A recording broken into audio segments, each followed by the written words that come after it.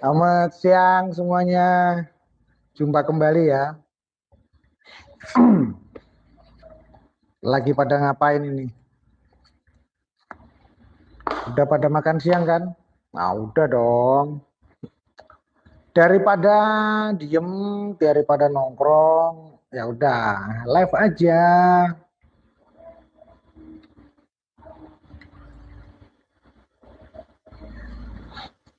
Ntar nunggu yang lain muncul, nah baru kita cerita-cerita panjang lebar. Panjang kali lebar kali tinggi, nah, tentang siapa? Nah, si Bancet. Si Bancet merah, pesulap, cabul. Ya, pokoknya cabulnya dia. Kita ungkap cabulnya dia. Halo Malaysia, selamat siang. Kawan kita Muhammad Ismail Perlis. Wan Syawan. Waalaikumsalam.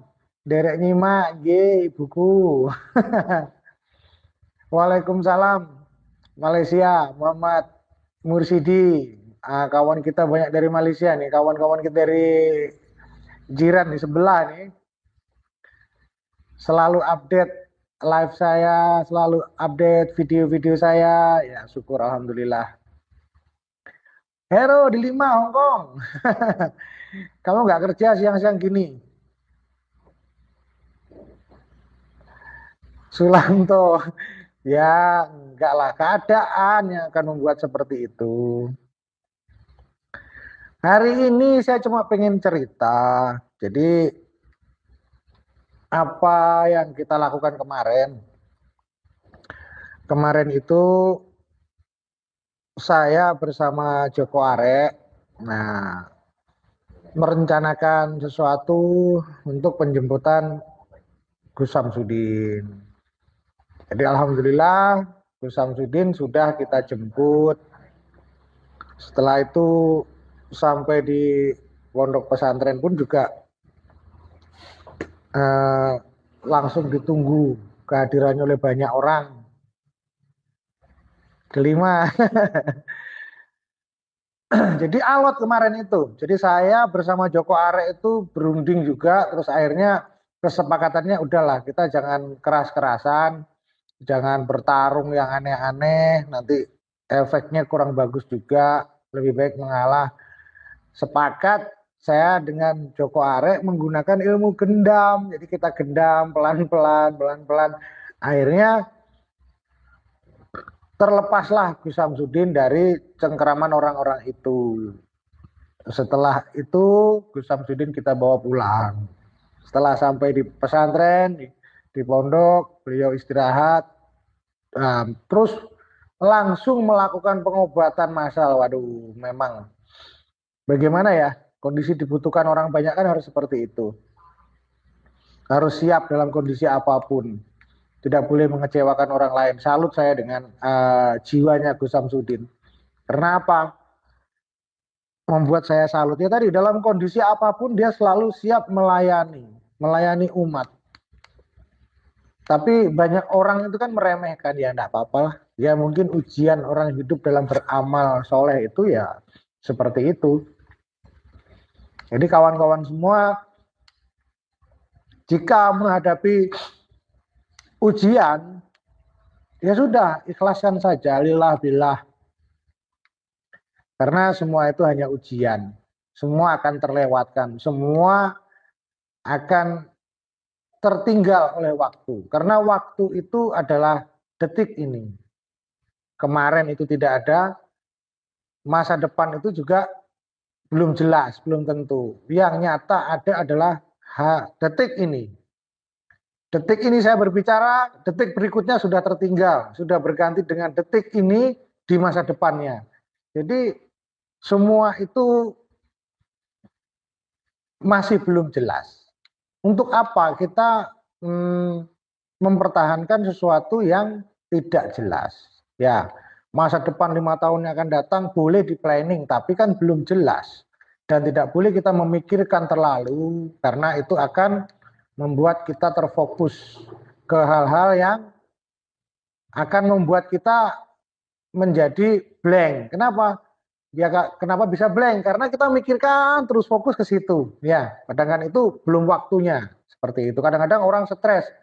Ternyata stresnya karena mikiri planning masa depan. Ada juga yang stres memikirkan yang sudah terlewat di masa lalu. 1 tahun, 5 tahun yang lalu dia pikirkan terus sampai saat ini akhirnya membuat depresi. Jadi hindari berpikir berat, berpikir yang memang belum belum atau sudah terlewat atau belum menjadi jangkauan, tidak usah terlalu dipikirkan. Jadi pikirkan detik ini untuk detik berikutnya, hanya itu saja. Jalani hidup mengalir seperti air, itu lebih bagus. Dan itu yang saya pelajari dari apa yang dijalani oleh Gus Samsudin, itu mengalir seperti air. Setelah saya teliti, saya dalami, oh begini rupanya. Nah, apa yang saya simpulkan ini saya sampaikan kepada jenengan-jenengan semua masyarakat ya. Jadi tidak perlu kita ragu dalam menjalani kehidupan ini, takut dengan segala ujian dan cobaan. Jalani saja. Ketika ujian itu datang, nikmatilah senikmat-nikmatnya, maka tidak akan ada kesakitan, tidak akan ada kekecewaan. Dan setelah Gus Samsudin kembali ke pesantren, setelah kemarin kita bebaskan bersama Joko Arek, alhamdulillah bisa berpikir secara jernih, kita berunding bersama-sama. Akhirnya, wah Joko Arek nakal ini. Selamat siang sedulur semua. Akhirnya apa? Akhirnya kita itu sepakat konsultasi hukum kepada pihak-pihak yang memang berwenang dalam penegakan supremasi hukum. Sepakat kita konsultasi, menyampaikan keluhan apa yang terjadi pada Gus Samsudin kepada pihak berwenang. Ya mudah-mudahan nanti ada jalan tengahnya bagaimana gitu kan. Terus apa perlakuan-perlakuan orang-orang yang sudah membuat Gus Samsudin itu menjadi seperti itu, ya memang harus ditindak dengan hukum. Tapi kan kita tidak boleh main hakim sendiri. Kita tidak boleh justifikasi. Ya, menyalahkan pihak sana, pihak sini, pihak sana, pihak sini, menuduh sana, menuduh sini, nggak boleh. Jadi kita harus konsultasi ke pihak berwenang. Ya, kalau memang memiliki temuan-temuan, ya sampaikan ke pihak berwenang kalau memang itu mencukupi buktinya. Tidak boleh langsung menuduh, apalagi di media sosial, membuat framing, ya, memframing sesuatu yang belum jelas. Akhirnya publik akan melepaskan tuduhan-tuduhan ataupun menyematkan stigma-stigma buruk ataupun stigma miring terhadap seseorang, dan itu berbahaya. Berbahayanya apa? Ketika kita informasi ini belum jelas kita terima, tapi kita sudah membuat opini dan melempar opini itu ke publik, berbahaya sekali. Karena apa? Itu pelanggaran hukum nantinya kalau memang itu tidak terbukti. Saran saya untuk panjenengan semua, bijak-bijaklah dalam bermedia sosial.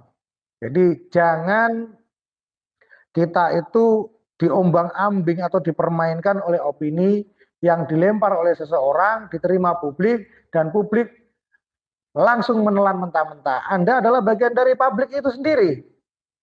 Jika orang-orang di dalam publik itu melemparkan sesuatu, Anda langsung menelan dan membuat framing sendiri, membuat framing yang isinya adalah opini Anda sendiri dan menyebarluaskan kembali, akhirnya menjadi viral, maka akan dicari. Siapa pertama dalangnya yang menyebut itu? Siapa dalangnya yang pertama melempar opini itu? Nah, bukti-buktinya mana dicari. Dan semua akan berurutan. Kan kasihan. Kalau sampai ada yang memantau dari orang yang Anda targetkan tadi. Berbahaya di situ. Jadi lebih semakin bijaklah menjadi manusia Indonesia, lebih semakin cerdaslah menjadi bangsa Indonesia. Jangan sampai Anda sebagai bangsa yang besar dihancurkan dari dalam oleh orang Indonesia sendiri yang tidak memiliki tanggung jawab dari efek apa yang dia